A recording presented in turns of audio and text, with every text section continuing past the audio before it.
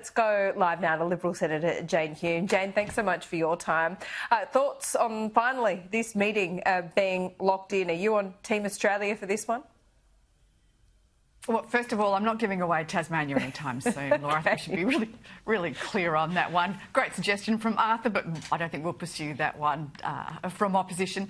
Look, this is good news that finally the Prime Minister has secured a meeting with Donald Trump. It's going to be 348 days from when Donald Trump was first elected to the presidency. That's a really long time before you get your first meeting. It's about 3 times as long as it took either Malcolm Turnbull or Scott Morrison to get a meeting with Donald Trump, but it's finally here. So that's a good thing. The opposition is going to be asking from the Prime Minister really to focus on 3 things at this meeting. The first is to secure an outcome for this AUKUS review. Understand what this AUKUS review is about in terms of scope and what the end game is, because let's face it, AUKUS is a fundamentally important agreement for Australia. It will secure not only our strategic safety and protection, but also our prosperity in the future. So that really is number 1 on the agenda.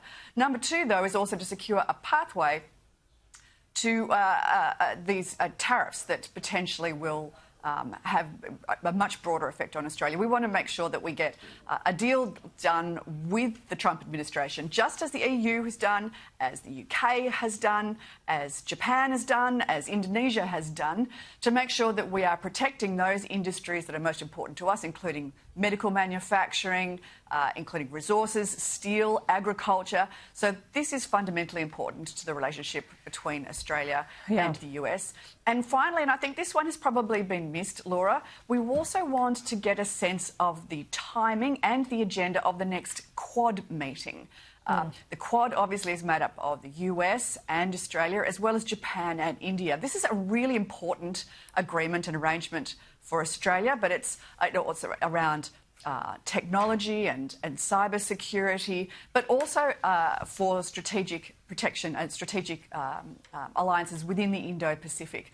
So let's get a sense as to when the next one of those meetings. We want the Prime Minister here to really elevate his personal diplomacy, not just with Donald Trump, but also with those 2 other nations. Yeah, right. That can be a bit of a distraction. It has been a distraction, quite frankly, this meeting, the timing of it, when it won't happen. I mean, we've now got a date for it. It could be 3rd time lucky. You never know what can happen in Washington between now and then. But I just want to ask you about what the coalition thinks more broadly in a policy sense. Obviously, you know, you've been critical of Albanese by not being able to secure this, but when he goes in there, is it, you know, are you backing him, and are you backing him not to bend or suck up to Donald Trump too much? We always want our Prime Minister, no matter which party he comes from, to act in Australia's national interest. Now, there's been decisions that this government has made that we know fly in the face of that diplomatic relationship with the US. Well, that's the point, isn't it? That will have rubbed do you think it's acceptable? No, well, yeah, but I mean, so what? We're allowed to have policy differences with the US. Where's the line there? Or is this a grey area for the coalition?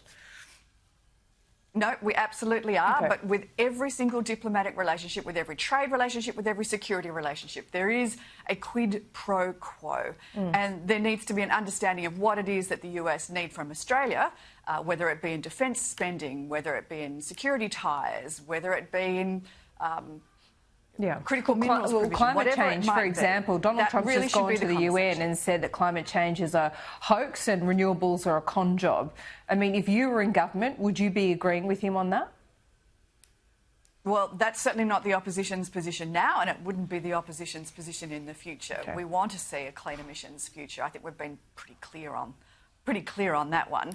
But that said, there is still so much more that we can do with the US to build that relationship. And let's face it, the Prime Minister has really let down that side of the relationship with the US in the past. We want to make sure that we start rebuilding it for the future. It is too important a relationship to let slide. That's why we want to see him focus on trade and tariffs. We want to see him focus on AUKUS. And we also want to see him focus on those multilateral relationships that we have built with the US over years. Let's talk about work from home in Victoria. Look, we're going to hear from Jacinta Allen sometime in the next hour. She's doubling down on wanting to legislate work from home. Business from the get-go says this is a really bad idea and it should be up to the business and employer. Government should just get out of the way and not be the middleman. Now we have the BCA warning this morning that if Victoria does go ahead with this, it means investment will leave the state and so will jobs. What are you seeing?